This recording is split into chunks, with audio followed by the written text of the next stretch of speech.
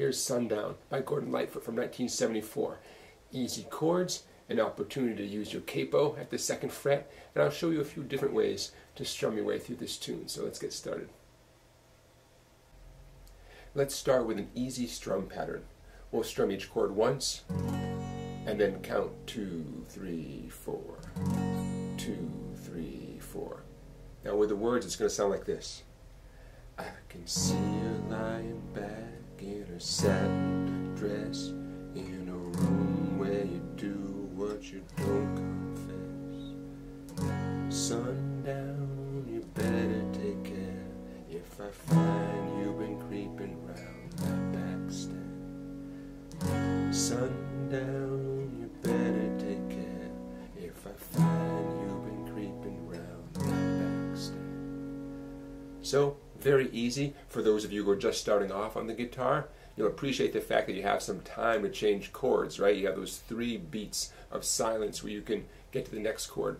With that in mind, in the beginning when you're changing from E major to B7, notice my 2nd finger there can stay right on the 5th string 2nd fret. It's there for the E major and it's there for the B7, okay? See that? Now let's move on to a little fancier strum.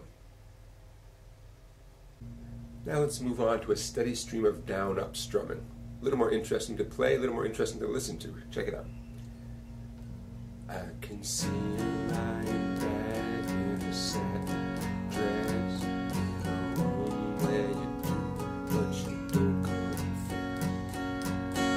Sundown, you better take care if I find you've been creeping on my backstep. Sundown, you better take care if I find you've been creeping on my backstep. Looks simple enough, right? But let me talk you through a couple of details. A loose grip on your pick, so important. You should be holding the pick so loosely that you're just about to drop it.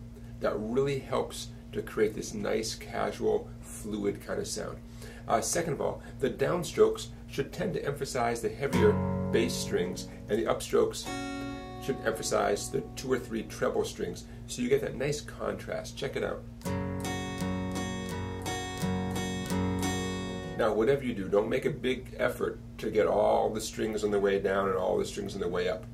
It ends up slowing you down. It can sound a little clumsy too. Now, for extra credit, you could choose to emphasize a downstroke or an upstroke and listen to the effect you get if you emphasize certain strokes.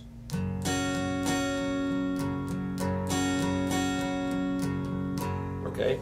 Nice little personality can grow there by adding little emphasis. Now that's a choice that you can make on your own. Okay, some other details include leaving early. Now I just did 4 down-ups on my first E chord.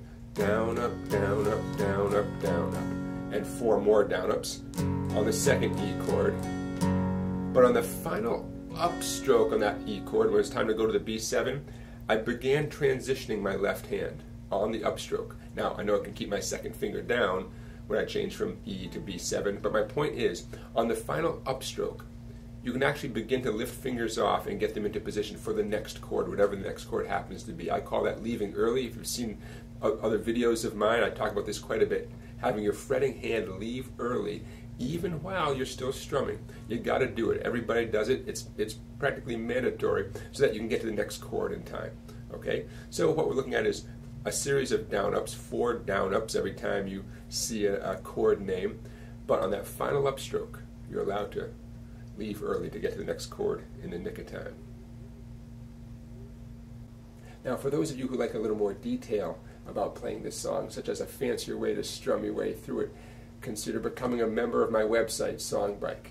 You'll find an expanded version of this video at the website, plus dozens and dozens of great videos you can't find anywhere else. I hope you check it out, and thanks for watching.